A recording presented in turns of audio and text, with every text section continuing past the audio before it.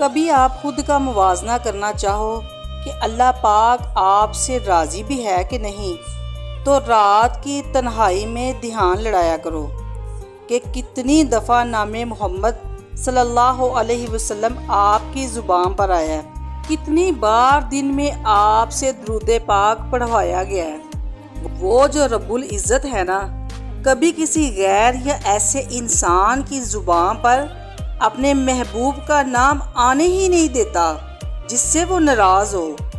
دنیا داری میں الجھائے رکھتا ہے انہیں ہر وقت، اور یہ بات تو آپ دل سے نکال ہی دو کہ درود شریف آپ خود پڑھتے ہو۔ اللہ تعالیٰ کی ذات آپ کو یاد دلاتی ہے کہ پڑھو، آپ کا دھیان اس طرف لاتا ہے کہ پڑھو درود پاک، اچانک آپ کے دل کو اداس اور بھاری کر دیتا ہے تو آپ لوگ فوراً درود شریف پڑھنا شروع کر دیتے ہیں۔